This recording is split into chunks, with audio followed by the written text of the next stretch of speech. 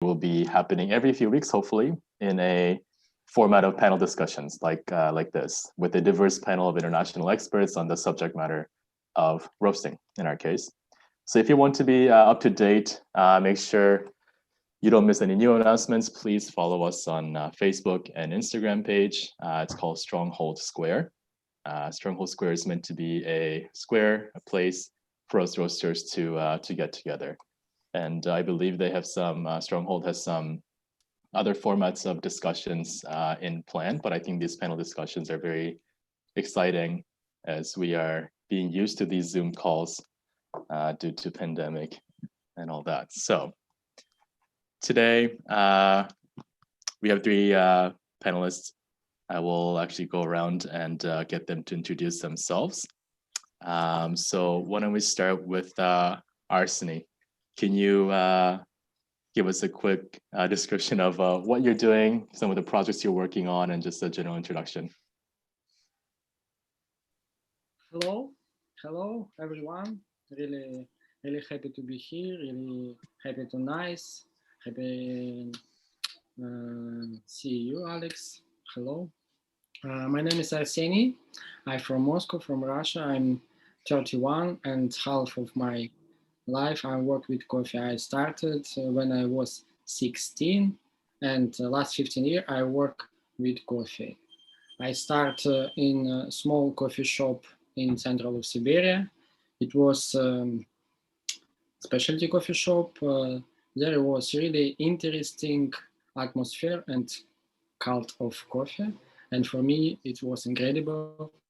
And I absolutely go deep to specialty coffee and espresso and other thing. I work at help for a small young barista. After I was barista trainer, the chief barista, and maybe some engineer with coffee machine. Sales manager, and I work at warehouse and complete order for customers. Each work was absolutely nice for me. And 7 years ago, I started roasting, and I'm roasting now too. During my coffee career, I always like different kind of championship. I competed 32 time, 32 time, and each kind of championship was interesting me. Barista, latte art, Aeropress championship, and cup tasting, and of course roasting championship. And championship, it's a really big part of my life. I think it exactly help us grow like professional and help our customers and other things. And I use different kind of machine. I like roasting coffee. I like travel to producers country and coffee trip and championship. I think it's enough for understand who I am. Well, I think quite importantly, I think you forgot to mention that you're our reigning World Roasting Coffee Champion. So congratulations. Thank you. We will get to know each of the panelists as they share their ideas and thoughts, and as they share their experiences as well. I think we're going to get to know them better over the next hour or so. Let's go to Will. Hello, I'm Will Frith. I'm originally from the USA, and I'm currently operating in Vietnam, Ho Chi Minh City and Dalat mostly, and I work all over the chain. I everything from the barista side, training, serving coffee to people at pop-ups, and then every step between there and back to the farm. And I work with a couple of producers here pretty closely, mostly in the Dalat region. And we do all kinds of fun things and solve problems. Mainly we're learning a lot about patience Coffee farming takes years and years to do. And so if you want to learn one thing, you have to wait at least 1 year. And so that's really taught me how to temper myself and learn things a little bit more slowly and deeply. And so in the beginning of my career, I started as a production specialist, and it was in Washington State. And I worked my way through the company up to barista trainer, education coordinator, and then just kind of a lab cleaner guy. And then moved over to another company and did production roasting in QC, and came out to Vietnam in 2013, the first time for coffee. And then I've held a few different types of jobs, from consulting to sales, customer support, technical support for equipment. And now I'm operating a co-roasting company, and we do a lot of QC services, along with lots of other consulting and training things, anything you can really fit into a roastery and lab. And I hope most of you can come visit me someday in Ho Chi Minh City. Perfect. Yeah, I mean, it's being in Canada here myself, the things that I'm exposed to are just things that I see in, first of all, in English, things that people around me share. And I think these discussions and going to different shows and everything have really broadened my network and things that I pay attention to, and it helped me to get rid of a lot of preconceived notions and things like that. So I think any region, anyone who is in the coffee industry, I think it's well worth visiting and learning more about. It'll only make us better and hopefully not be blinded to great opportunities that exist out there. So thank you, Will. And last but not least, Rob. My name's Rob, and I like to turn green coffee brown.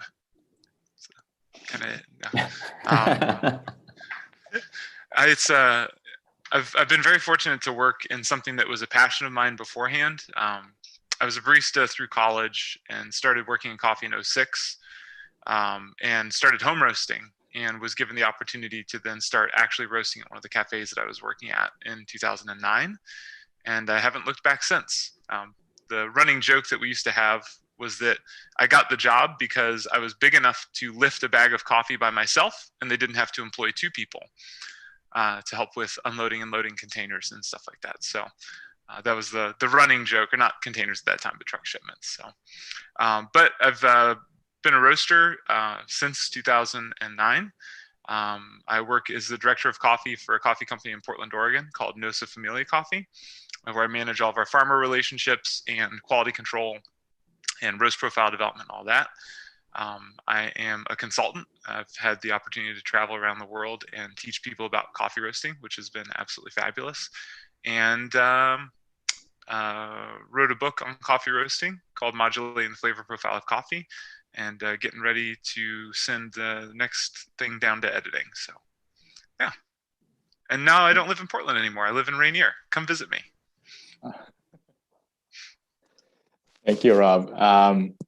Yeah, so for the physical aspect about coffee, I know you kind of joked about it a bit, but this is not really related to today's topic, but I assume in coming topics, we will be talking about some of the physical obstacles that can happen in coffee roasting. It's quite a bit romanticized, and you think about all these, graphs and just, heating up coffee. But when a container comes, you need the muscle. Like you need, when you want to lift the bags and everything, there are safety things that may be often overlooked in these kind of discussions. But I think it's important to talk about those things maybe in coming days when we talk about.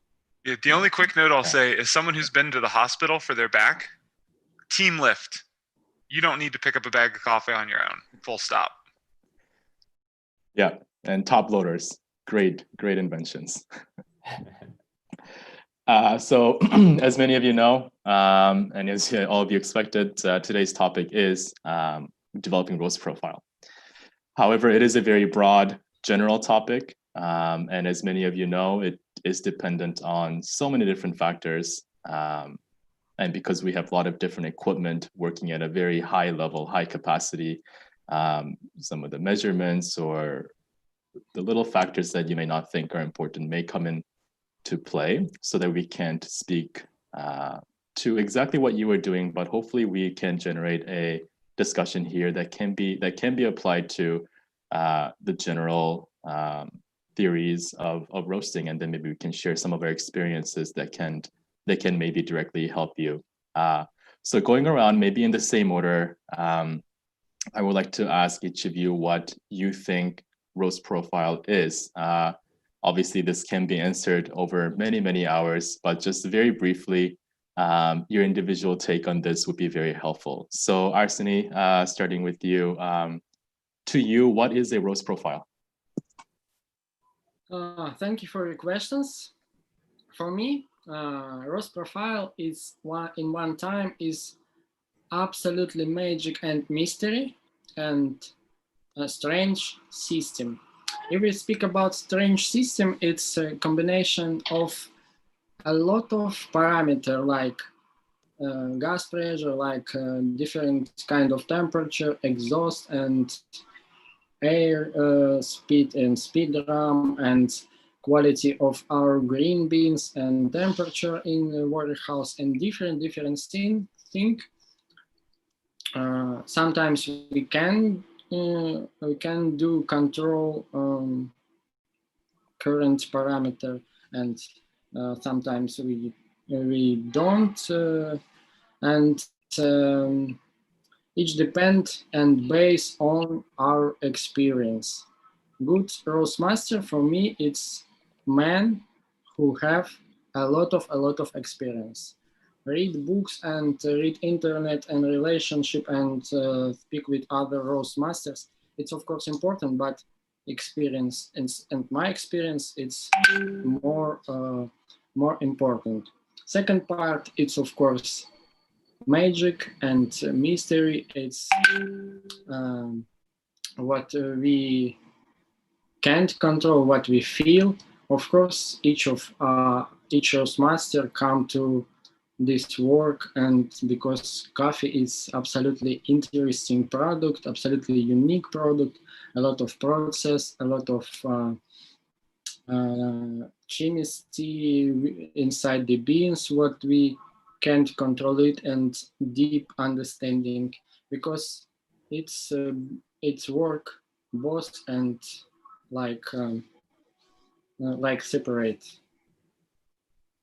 It's my thing. It's my approach. The two things: mystery and magic, and strong system.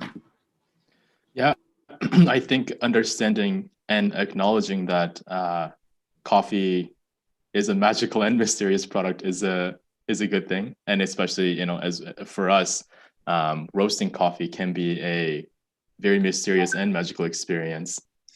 Coffee is agriculture product. It's not always we can control it, and not magic. It's agriculture. Just it's. Yeah, for sure. And as all of you probably do as well, but I believe the most important component of education of specialty coffee is allowing customers to understand that it is an agricultural product. Every year can't be the same. Every cherry can't be the same.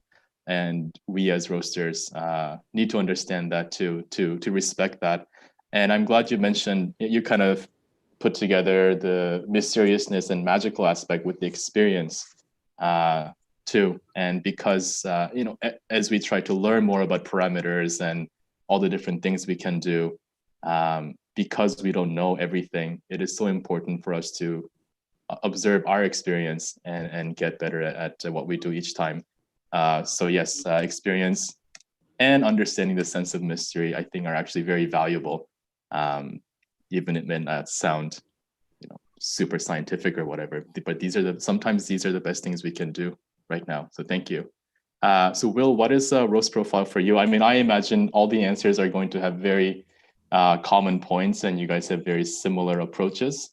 But I also imagine you guys have things to bring to the table as well, as we go further into deeper conversation. So Will, what is roast profile for you? Yeah, I think, well, Rob is going to have the easiest time going after two people because he'll have to explain less.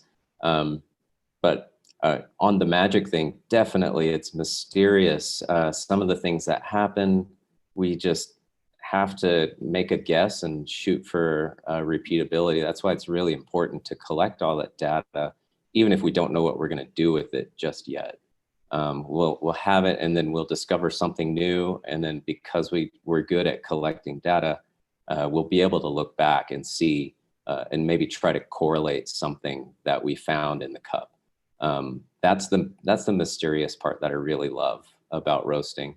A profile to me is very similar to a roadmap. You get from point A to point B, and there's lots of different streets, there's lots of different routes you can take, and you still can get there. And then the importance of collecting the data about which path you took each time related to what you get in the cup is what I would call the profile. There's so many definitions of the word profile. And so in this context, I would say it's kind of the little highlighter mark that you make on the map to show you where you went that time. And it's useful to use different colored highlighters so you know which profile you want to repeat. And that's just about it. And Rob, what is roast profile to you? Yeah, I mean, I don't have to say too much anything, so I'll explore it in a slightly different angle. You know, for me, there's two ways that we talk about profile. So one is maybe better referred to as the recipe. When we talk about roast profiling, we have a certain thing, or as Will said, a roadmap that we're trying to hit. And I think Arseniy, a couple of days ago when we were talking, you described it in a similar way, like buses along a bus route, right? And that's kind of our goal. It's what we're trying to set up. And the information that's associated with that profile, whether it be ambient temperature, charge temperature, burner settings, airflow settings, drum, whatever it is, all of that is basically there for us to use to interpret that roast into today's context. Because the humidity may be different, the temperature may be different. We might be at a different batch number in the day, and all of these things are going to have an effect. And so the profile that is our recipe is basically giving us as much information as possible so that we can contextualize that coffee into today's roasting schedule. And then when we talk about roast profile is just kind of a generic term instead of just the recipe we're trying to follow. You know, it's all of that same data that we're collecting to, if we're just matching something that's already existing, at that point, we're using all that data to prove that we did our due diligence in matching the profile that we were aiming for. So color meter readings, weight loss measurements, temperature and time measurements, events, color change, texture change, first crack, all these sorts of things. So, yeah. Perfect. So from the things that we have just mentioned, you know, I'm just trying to think what next steps of discussion we will go to, because we can go into so many different things right now. But because we talked about roadmap and Will mentioned that we need to collect data to replicate and to find and to look into correlations, and hopefully that means something at the end. So maybe we can go backwards this time, starting with you, Rob. I wanted to ask you like what success looks like in roasting for you. So obviously every company, every purpose, whether it's competition or production, we have different definition of success. But when you roast, just for simplicity's sake, let's talk about production roasting day to day. What does success look like for you? Yeah, so I'll give you the kind of quasi-joking answer first. Success is when customers buy your coffee. And I think in our industry, we lose sight of that because we try to pander to each other so much and impress each other with what we're doing. And I mean, you just have to look at Instagrams on people's coffee Instagrams, and you see this happening all the time, right? Instead of pandering to our audience, which is actually our customers, which keep us in business. So success for me is making a marketable product that people want to buy in your local area and knowing which part of the market you own. Whether that's dark roast or whether that's extremely expensive light roast coffees or whatever it is, being able to produce a product that meets your customers' expectations and provides them with something they want to purchase is probably my number one thing. Secondarily is producing a coffee that you like. It's not a rewarding business financially, coffee. Everyone thinks they're going to come into coffee and get filthy rich, and that just really doesn't happen for the majority of people. And so if you can't produce a product that you like, you're not going to want to stay in this business for very long. So it has to be a mixture of, one, producing something that meets your customers' demand, and two, producing something that meets your expectations for what specialty coffee is, or your voice in terms of defining what specialty coffee is. And then the third thing I would say is that you are hitting your objective measurable targets. Taste can be difficult. And so while I do taste all of our coffees, taste is like my third or fourth aim. Color meter measurements are first, weight loss measurements, time and temperature measurements, and then color measurements, taste measurements. Because usually if you're hitting all of your objective measurables, if you're doing blind triangulations, you're going to have a very difficult time actually finding the off cup. And so cupping is obviously important. We all got in it because of taste. But yeah, that's it for me. Sorry, long-winded. No, that's great. And Will, I'm sorry if you have mentioned this in your introduction, but do you, how often are you involved in production roasting day to day? Production roasting, I'm not doing much of it myself these days. It was definitely the bulk of my experience was as a production roaster.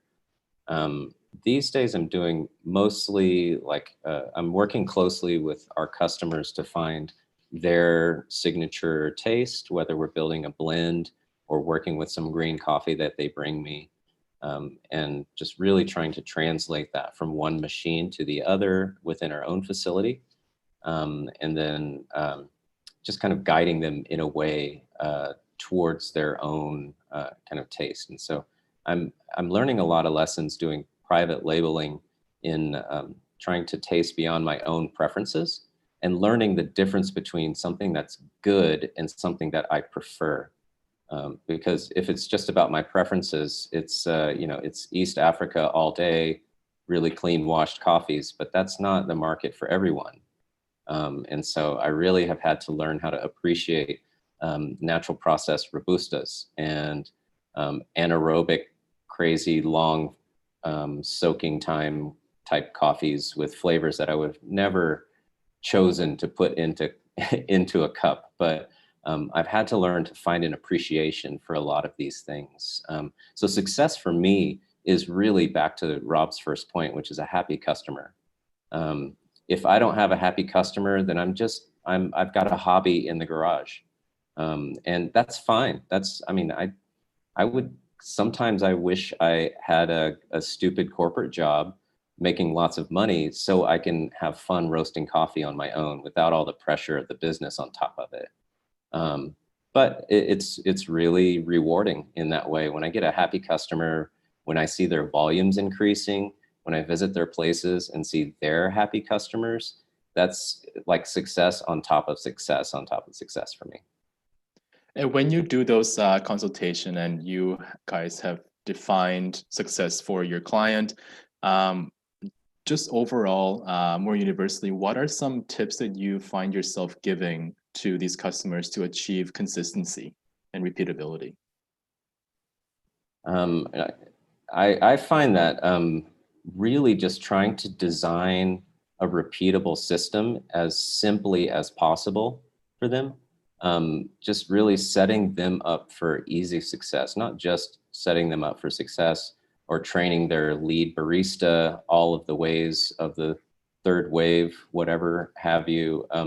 It's way more deep than that. It's about just making sure that, anybody who is somewhat qualified or trained for 30 minutes on their bar can make a reasonable cup of coffee that matches, I would say the 85 to 90% of the best that they put out. And if above 80% of their cups are reasonably good, then again, that's a good success for me.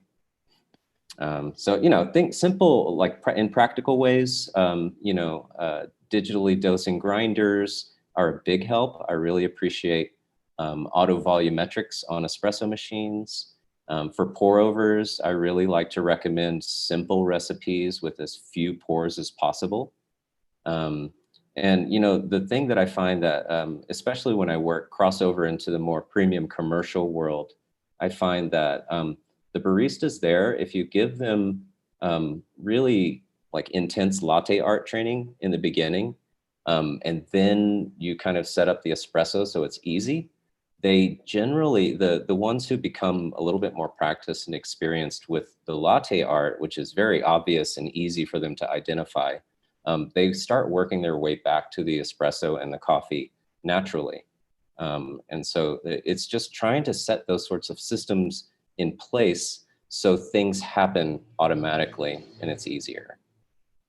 Yeah, and you're speaking to, starting with the basics and then adding things on top and the value of that, and switching to the world of roasting. I think that is still very valuable as well. And as Rob briefly mentioned, we will go further into detail the measurements that we can make. It just habit of collecting data can be one of the basics of coffee roasting, because as we acknowledged in the beginning, it can be mysterious, it is so complex, but there are things that we can do, and those can be the basics that we start with.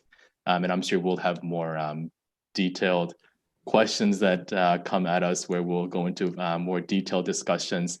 But before we do that, Arseniy, I wanted to ask you, when you have new coffee and you have sample roasted, you have an idea of what it will taste like.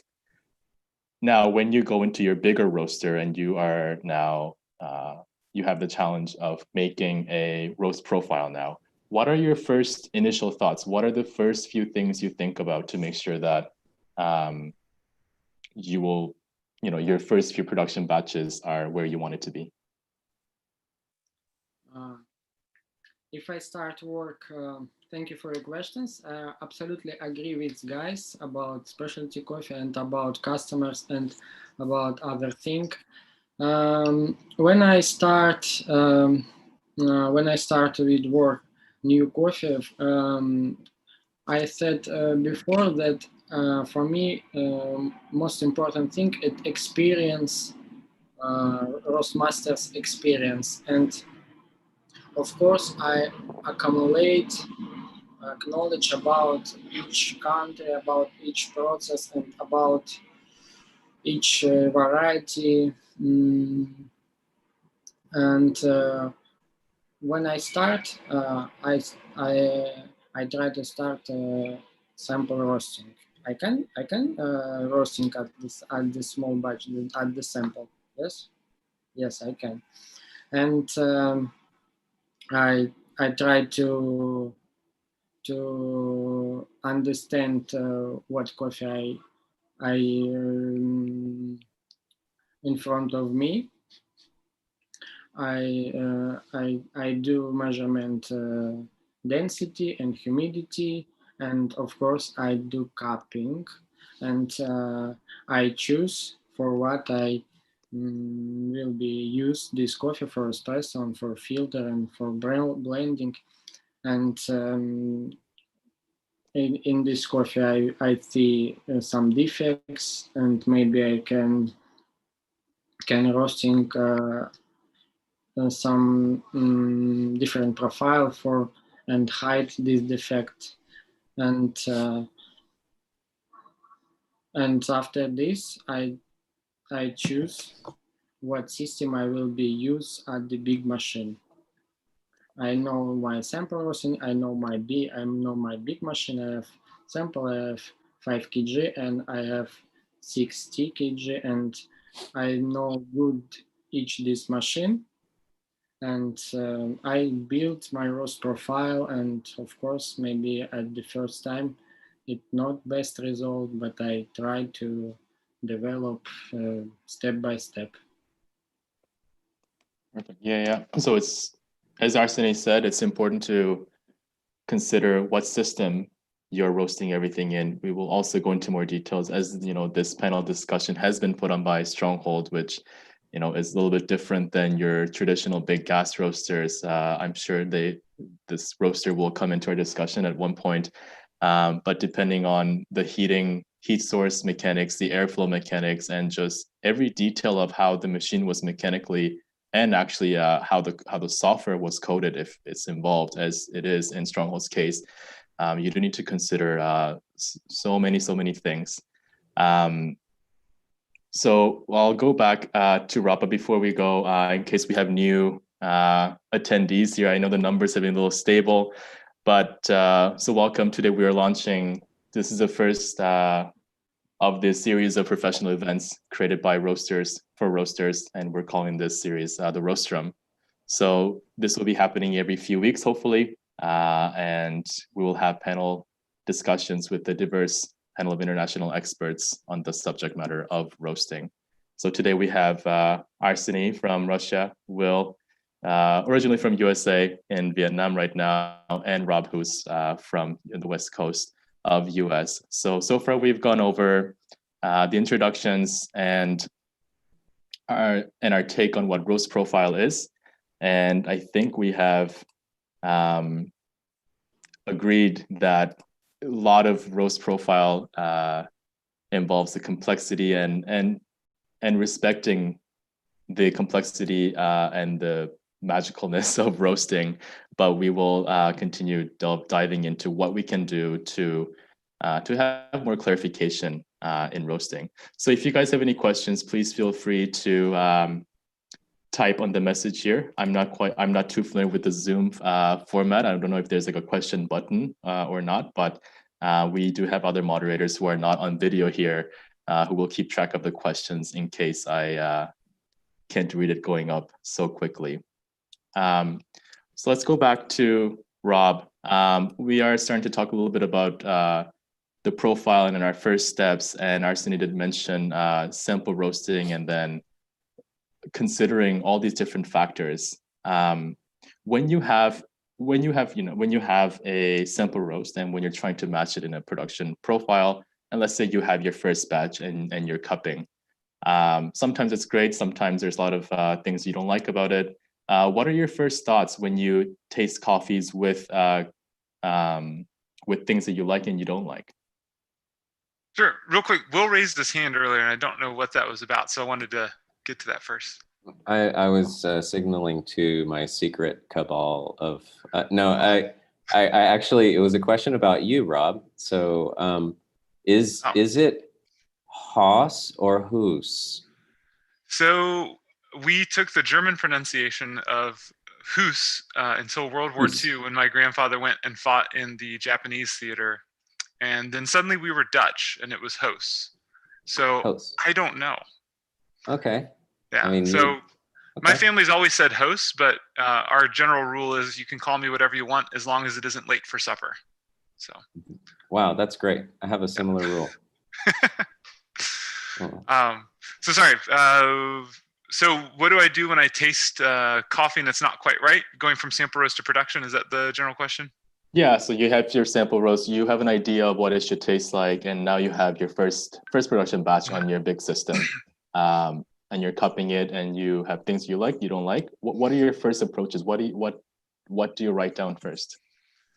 Yeah, so for me, it's always kind of a working backwards process. I'm good friends with, for anybody who's in the panel that knows Morten Munchau out of Copenhagen, he's a good friend of mine and someone who I have learned a great deal from as well. And, you know, in the work that he and I have been doing together and in the work that I've been doing over the years, I've come to trust something that's a really bad word in the specialty coffee industry, which is color meters. I'm just kidding. When specialty coffee first started, I feel like everybody was moving away from them because they were remnants of large companies or second wave or something like that.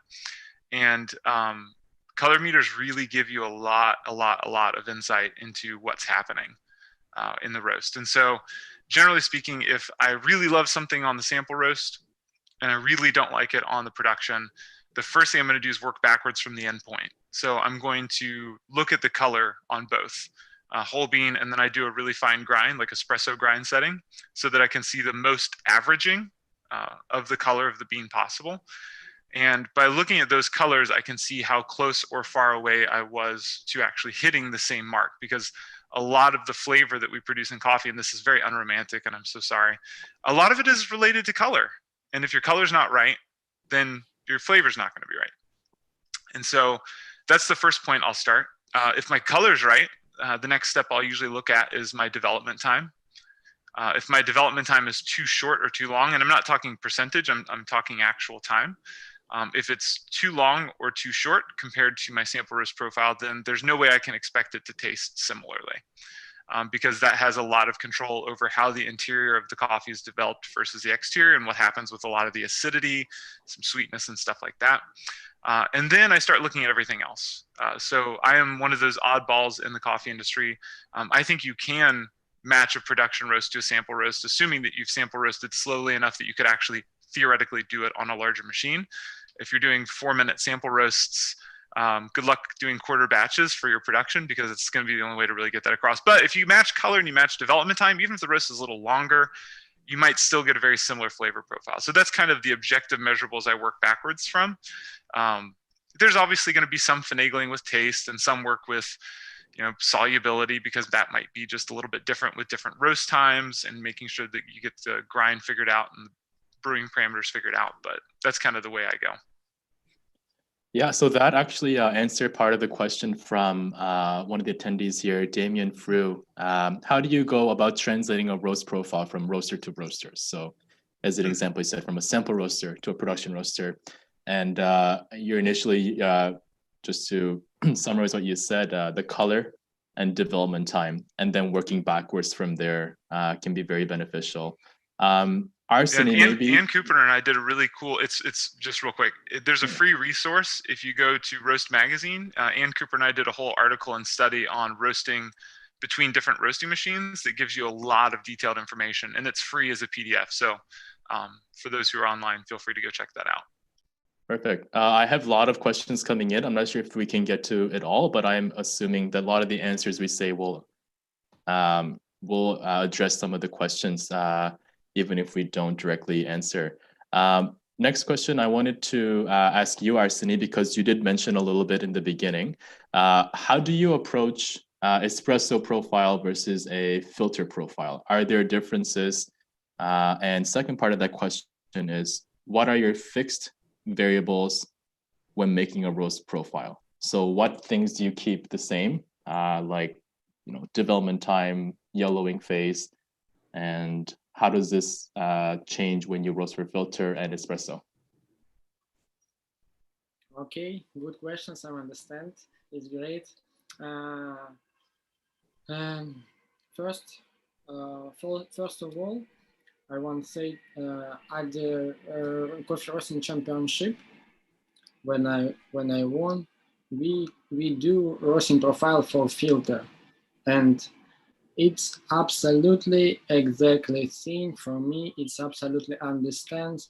I always do exactly same profile for each roasting machine, often for each coffee. For me, it's from 8 to 10 degrees rate of rise temperature after first crack. For example, if crack start 197, I drop from 208 to 110.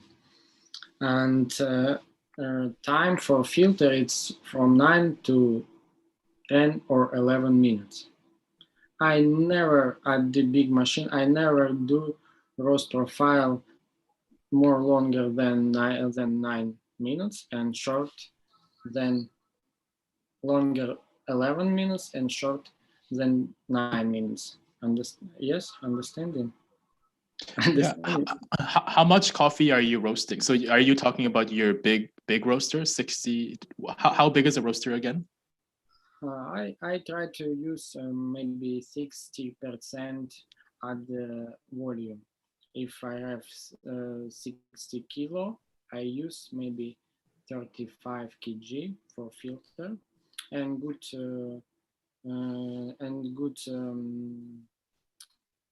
conduction, convection, and radiation, good how it's good balance, right? Good balance with a different energy. For espresso, I use, it's depend on machine, and my Dietrich machine more conduction, and I do little bit short roast profile for espresso, and my big machine I do little bit longer roast profile, and it's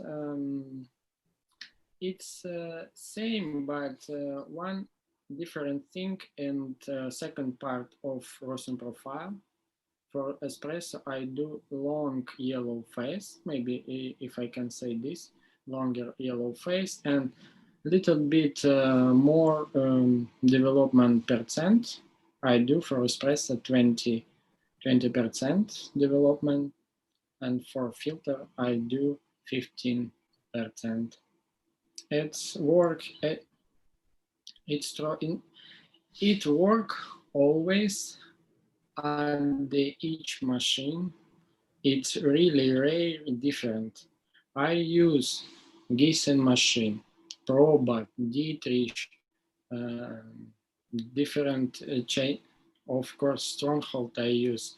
It's a hot air machine, and these rules work for me. Everything. I just come to absolutely a new machine about what I absolutely don't know nothing, and I use my approach, and it worked. It just working. Yeah, so as Arseniy mentioned, I think it's important to acknowledge that every roaster has different heating systems, and there can be differences. But his approach to espresso versus a filter is that the second half, the last bit of yellowing, maybe, you know, as it's approaching first crack, you're doing a little bit longer. For me, different system of heating, hot air or classic drum roasters, it's just different modulation gas. For heat transfer, I start with high power, high energy. For classic drum roaster, I start a little bit low. But next step, or sometimes the same. I start when after half roasting I do low gas, and maybe I little bit open my airflow, and I never choose drum speed inside during one roast profile. And for me, it's I grow in my roast approach, and of course I like experiment with a new machine, but for start I use my approach. Perfect. Thank you for that. Will, I'm going to ask you the next question. Sorry to the attendees, I'm not quite going in order. I'm just sifting through a lot of these questions here. What is your batch to batch protocol? I'm assuming this means like in between batches, what kind of things you would recommend people do?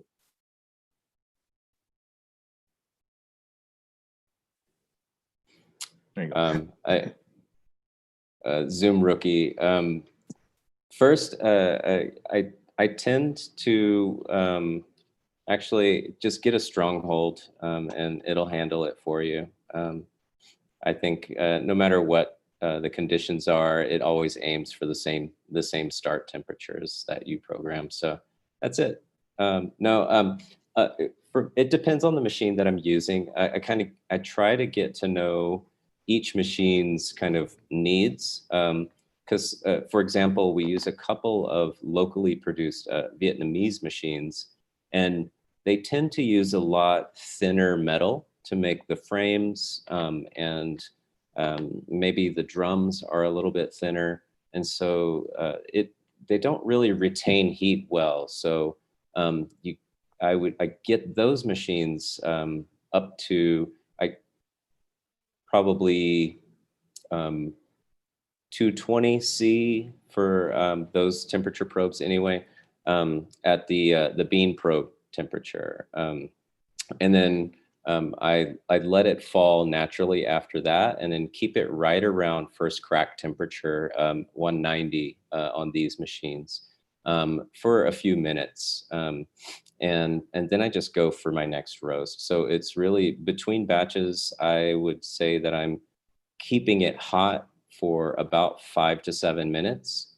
And that's usually long enough for me to finish logging anything that I need to do with paperwork, or moving one batch to another place and properly labeling it. And so it's really, if you can find something to do that matches the amount of time you need to keep the machine heating, that's much better than just sitting there watching the graph move.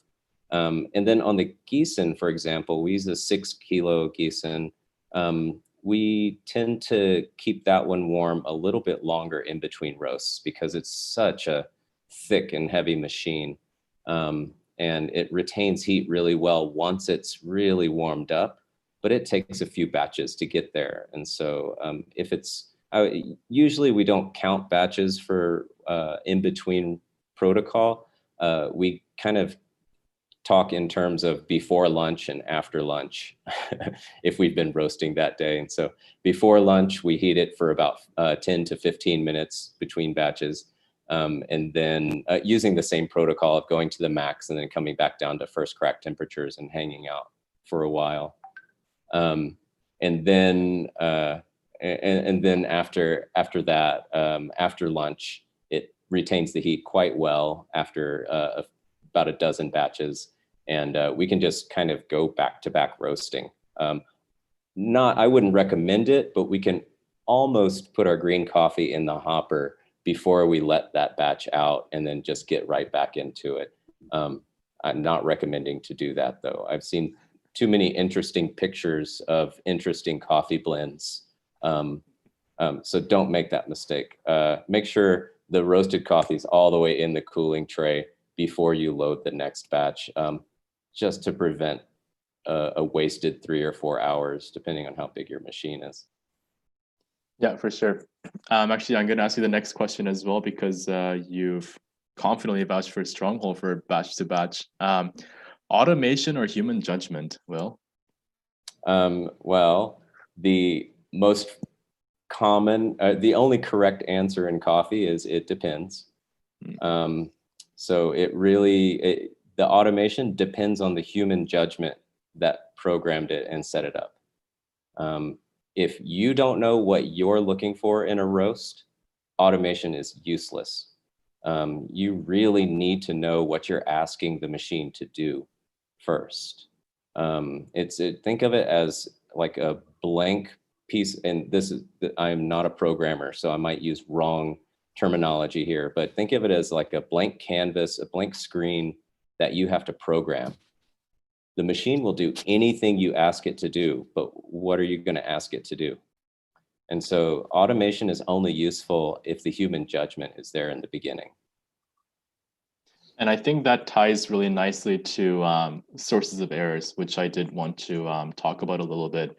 As you said, yes, machine will always do what you tell it to do, but even if you think you are asking the machine to do what you want it to do, what is the machine measuring? Like how does the machine know that it's doing what you're doing? And it's all through measurements, whether it's through bean temperature probe or some of the more advanced machines, you have the IR sensors and so many different probes. You can start with, just roasting coffee on a pan all the way to a machine like a Stronghold where there are built-in hot air inlet probes and the drum temperature and all these different things. So talking about sources of error a little bit, I want to go to you, Rob. What are some of the assumptions that people have when they ask you questions? Because I'm sure you got questions all the time, like, hey, what temperature should I drop this at? Or what should my DTR be? Or is this ROI graph look okay? But when those questions are asked to you, the first thing I'm assuming you try to figure out is, okay, where is this person coming from? Like, where are these questions coming from? Yeah. What are some of the sources of errors? Yeah.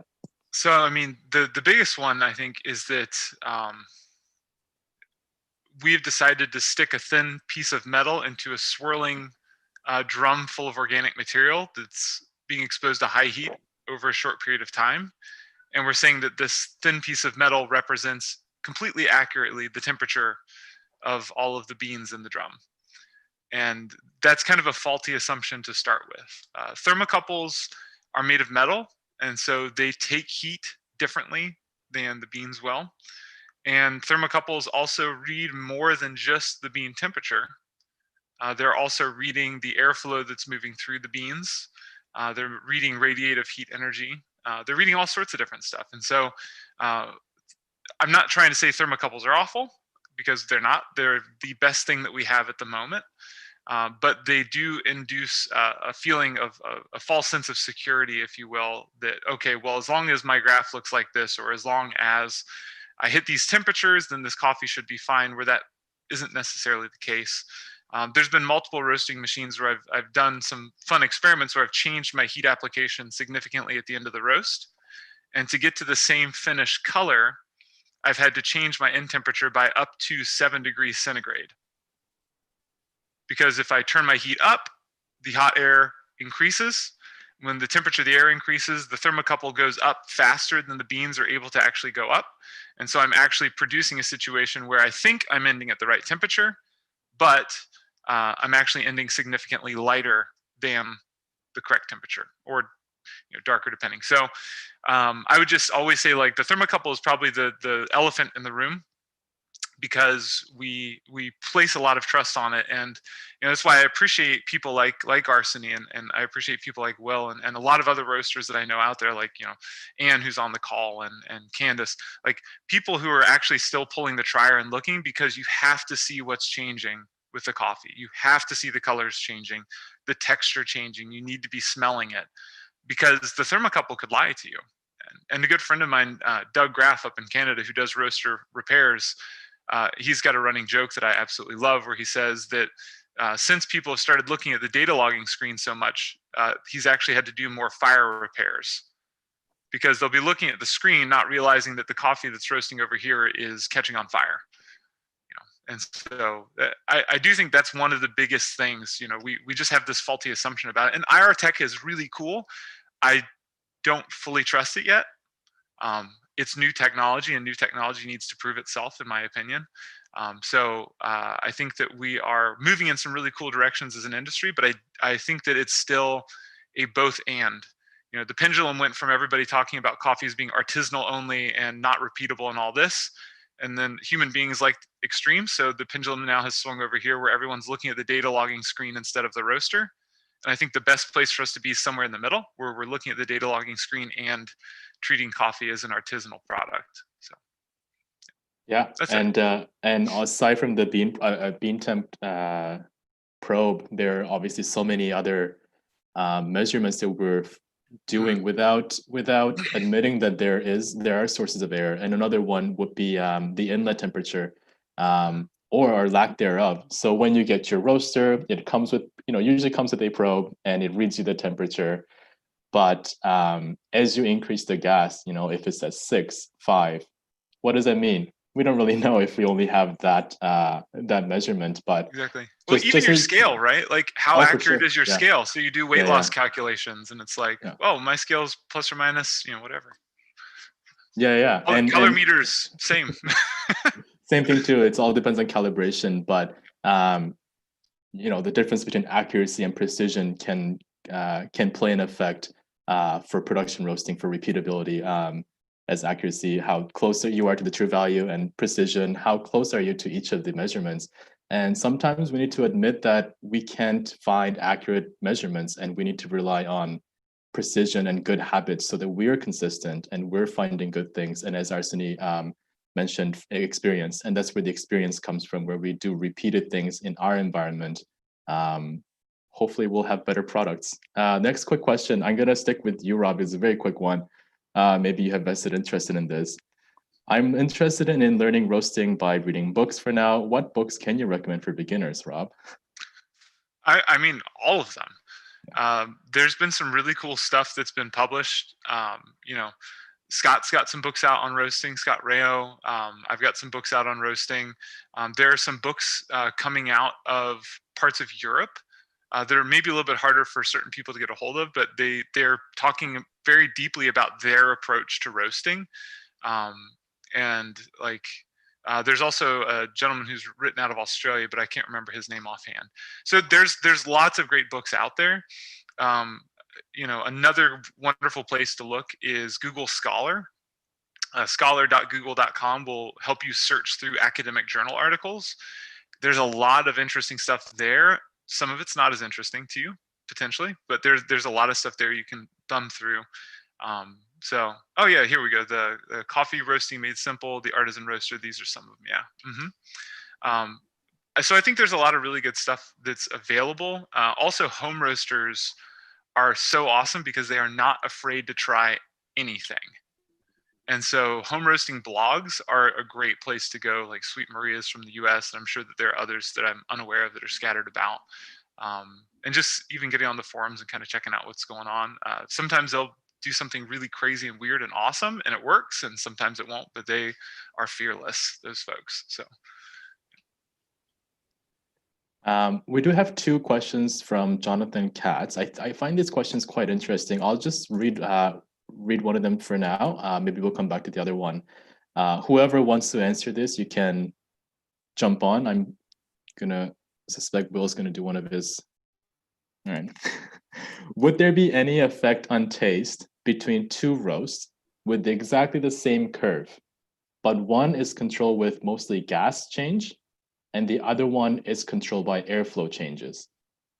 When I get this, if it is possible to get the same profile, if it is, then do you think there are any differences? Yeah.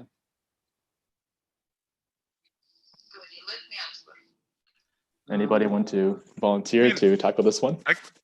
I can give a very counter. Oh, go ahead, Arseniy, you do it. A little bit. Okay. I can answer short. Please, Rob. No, you first. I'll go at you first. I go next. Can I answer a little bit short? Of course, it's interesting try to different roasting profile with just change gas and just change airflow. But I think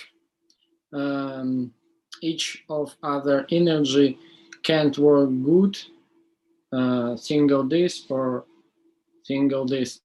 I think its energy can work good and can give us great results only in the balance. I think we roasting and change only gas. We should give more gas, and this little bit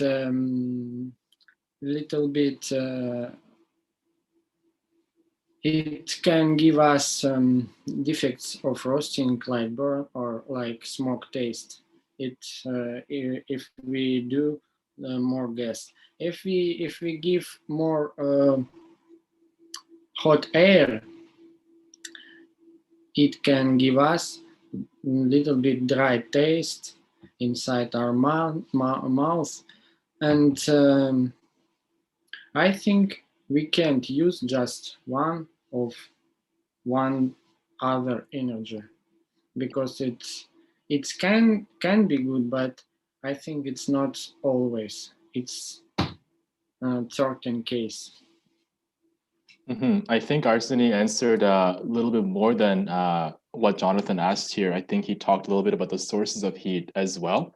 And I mean, from my perspective as well, if I take this question just as it is, I think it's impossible to have the same profile, but then going back to what Rob said, because of the probe, are you actually getting the same profile? The total energy input, putting what Arseniy said and Rob said, the total energy input is going to be different because you can't measure the conductive heat, radiative heat, and convection heat all at the same time. Maybe somebody is working on a machine, where you can control all that and monitor all that effectively, but not quite yet.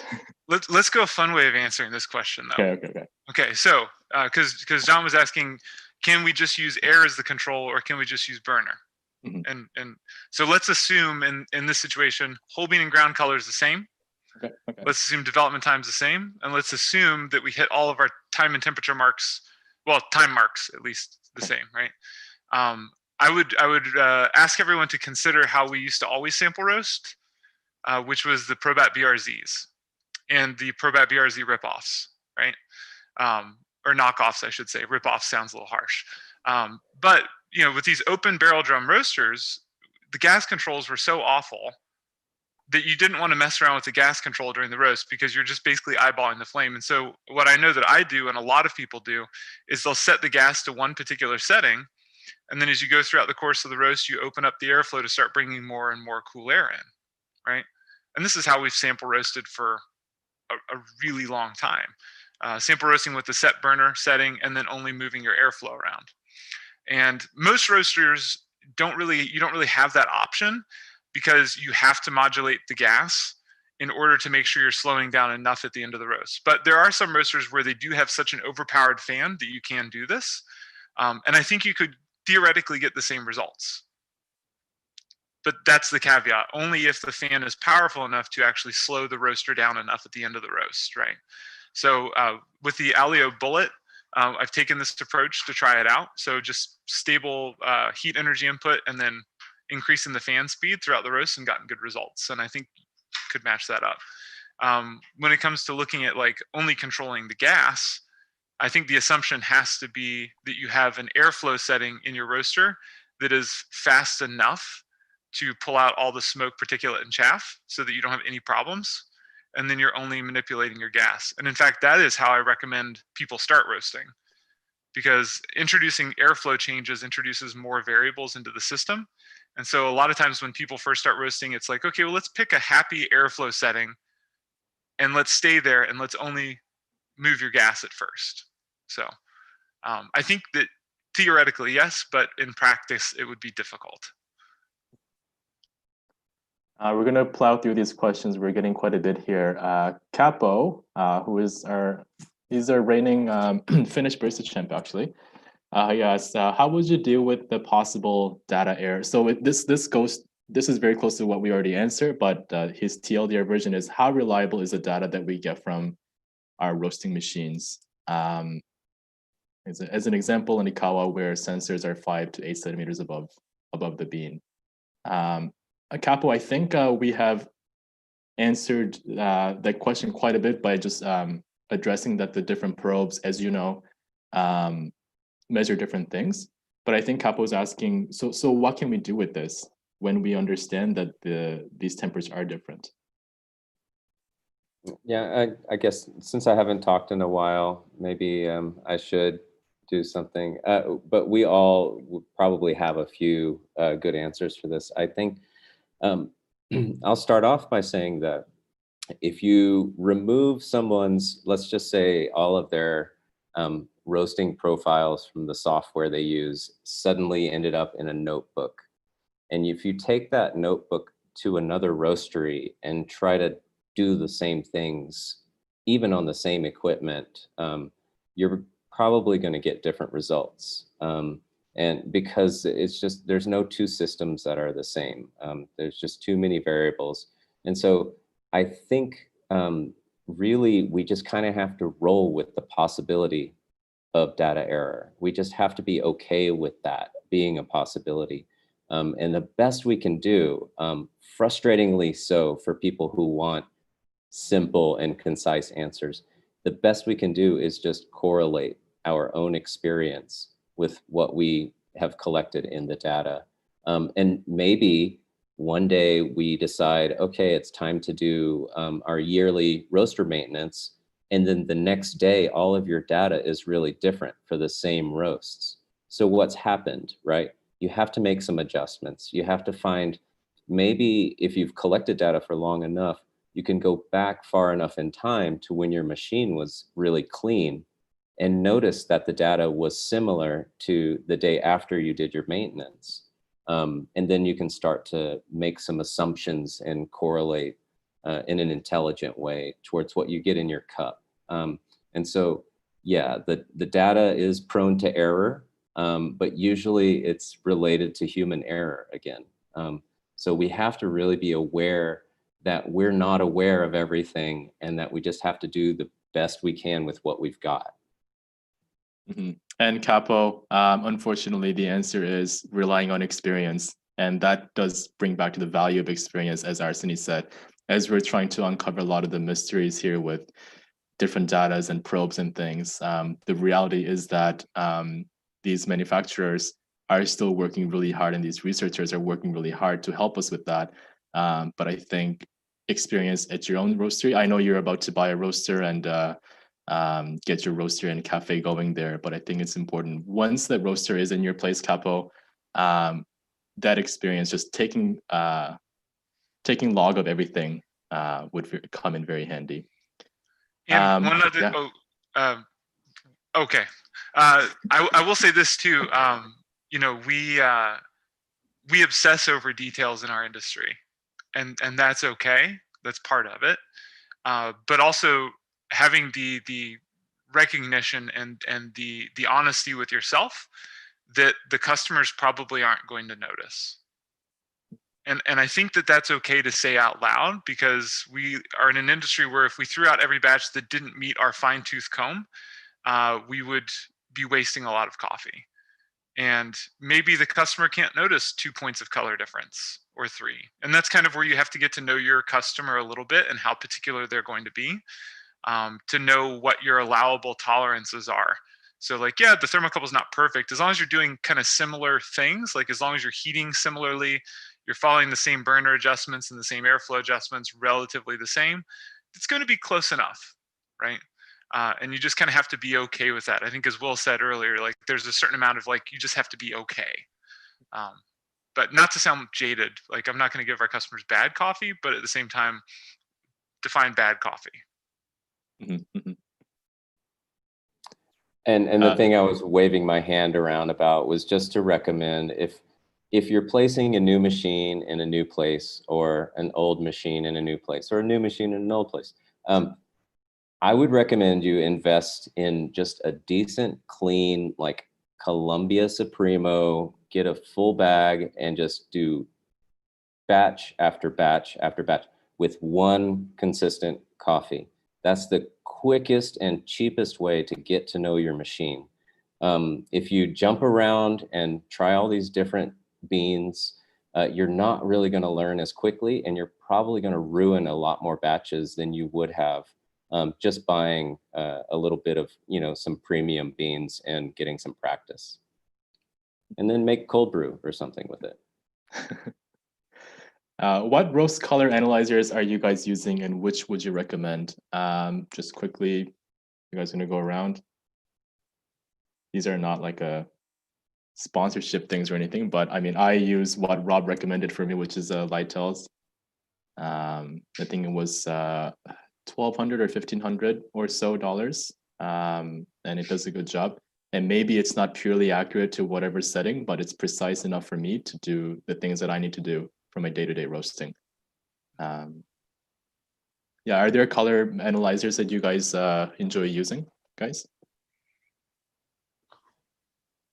I have 3 mini color measurements, 2 Lightel's, and 1 other I don't remember name, but I think it's cheap one. It's not best, give us not best result. Of course, I want to buy Actron or color.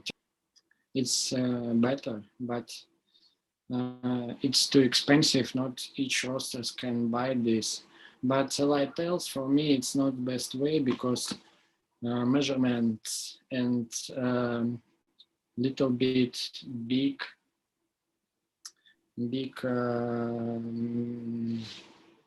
not sure measurement. And if I have drop temperature, yes, drop temperature is 20, 21 or 22, it's Lightel's show us same measurement. It's not best, but color track, it's a lot of better, I think. What do you think, guys? Maybe you can help me use my light tails maybe a little bit better. Maybe I have mistake. Or The no. tip that I got from Rob for light tail is I grind when I do the inside, I grind finer than what is recommended. That's something that I've been doing. I think that has helped me find more consistency in measurements. But I have with not all of used them other. too, you have to average. It's just kind of like you have to do at least 3 measurements and average them every time. Yeah, and this I use color track light tells, and then I'm playing around with a new one called Espresso Vision. So playing around with that. So Nice. yeah. What do you think guys about waste coffee when we do measurement? It's a lot of when we roast 30 time per day. It's too much waste coffee. So Yeah. we started doing a weird thing and donating it, or not donating, selling it to a skincare product facility so they could put coffee in their skincare products. We don't all live in Portland there, Rob. Well, yeah, true. We'll start your own skincare product line, Alex. Come on now. Yeah, that's right. Okay, so the next question is, this is a really interesting one. I did 2 profiles in the same machine with the same color. I'm assuming same color reading at the end, but totally different taste. And the next part is, so why depend on color to match and sample? And yeah, so why depend on the color, I'm assuming, compared to other things that you can measure? So there would be a lot to unpack there, because we would have to know what they were doing, how many measurements they were taking, how they were averaging it, and what the grind fineness was, in addition to what they mean by matching profile. So it's not to cast aspersions, it's just a question. And then the other thing too, and this is I think important for industry-wide, when you do cuppings to test for variation, you have to do triangulation. Because if you come into my lab and I have 3 sets of coffees on the table, your immediate assumption is that they're different, which is a foolish assumption because I like to trick people. So if you ever come over, I'm probably going to play a trick on you. The assumption is, okay, 5 groupings, so 5 different coffees, or at least 5 different roasts of the same coffee, which immediately tells your brain, okay, something's different between them, potentially. Whereas if you're in a triangulation, the question is, can you find the off cup or not? And if you can't find the off cup, then there's no difference. If you can find the off cup every single time, then there's a difference. Or not every single time necessarily, but yeah. So those would be my caveats around that question. Okay, so I'm being pushed a little bit, just being reminded that we need to wrap it up relatively shortly. So I will go with just one very quick answers, and I'll try to choose questions that are not going to prolong for too long.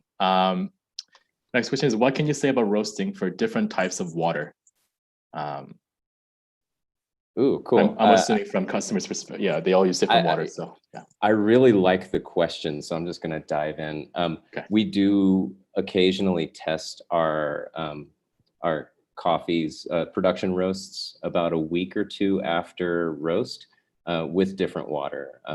We like to just throw it through the entire range. And so we're not really, I mean, subconsciously we're roasting for our lab's water, whether we like to say so or not, but we do want to make sure that the coffee works with all the other waters we're testing it with. And one of the best things I think you can do if you're a local roaster selling mostly to your own community is to test your coffee with the tap water that's available. Just always do that as one set. So you know what some customers are experiencing. Perfect. Next question I would like to go to is for new roast. Okay. Simple answers for new roasters. How do you approach new bean? What to aim for? Longer, shorter roast, and temperature, etc. So I think we can maybe change this question a little bit to for new roasters when you have green coffee in front of you, because we didn't talk too much about greens today. What are some important things that you take note of as soon as you have the green coffee in front of you? It's for me. For anyone, but if you want to start, sure, yeah. I don't hear. Sorry, if you can ask once again. Sorry. Oh, I think yeah. it's about water. So for new roasters, and you have new green coffee in front of you, what are, let's say, 2 to 3 most important things you want to measure and understand about the green coffee?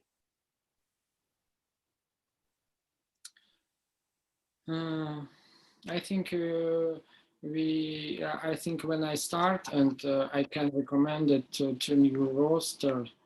Of course, it's simple things in density, measurement, humidity, and cupping. And if you should know and you should learn about coffee more and more, a lot of information. If you have possible speak with farmer, it's really better. But I don't know. Green coffee, it's not. I don't often find absolutely new kind of coffee. Absolutely, if I use Ethiopian coffee, sometimes I have maybe 5-10 different taste profile and different type of humidity and density, and I know about this.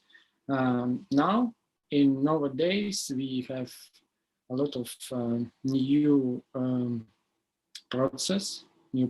experimental process, like without oxygen, with oxygen. It's always lottery. You never know how you will roast in this coffee. You just try and you just guess. This profile is good. This profile is not good. I just heard my feel, taste, mainly smell, and I don't have other thing. Just smell and look. Just know. For So example, I believe that question was also from John Katz there. I think we can put a lot of things we've talked about together today.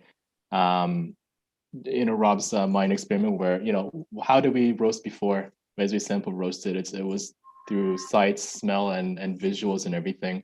And that's very important. And Arseniy before did mention about the density and humidity. And I would like to put in my 2 cents to remind people that we're just turning green coffee brown with heat. So maybe a little bit of brush up on just thermal physics, just a basic understanding, and just thinking about roasting as applying heat and what kind of things can get in the way and what kind of things can help, can also help quite a bit. So yeah, this is all the questions that we can tackle for today. I feel really bad because as I'm scrolling through the question list, the questions are keep getting better and better. I'm sure Stronghold will create a platform where a place where these questions can be answered further through more panel discussions, maybe even a forum. We'll see. It's really cool to see the level of engagement and retention. Actually, I think we hit around 100 attendees and we've only dropped to 80 an hour and a half later. That's a huge success from my perspective. So thank you so much for that. I just wanted to let everyone know that tomorrow at the same time, there's a Roastrum Part 2 moderated by Jane. And we have three panelists, exciting panel talking about competition roasting. And you know what? If you guys all squeeze in there and ask these exact same questions, they will have to answer those for you. So don't put them off too much off topic, but please use that platform to ask more questions and learn more about different areas of roasting. Maybe you can get more information about the things that you were interested in as we kind of shift from more general day-to-day roasting to competition roasting. Can be very, very interesting. Thank you so much. Jane, I'm not sure if you're going to be ending this session for us or if I just click leave how to end this session, but thank you again. Please follow Stronghold Square on Instagram and Facebook to keep updated on our next sessions and panel discussions. We have some exciting more speakers and topics that we have already in plan for coming weeks. So thank you very much. Thank you, everyone. Thanks a lot. This was great. Thank you to the panelists as well. Thank you so much. I'm going to click leave and see what happens.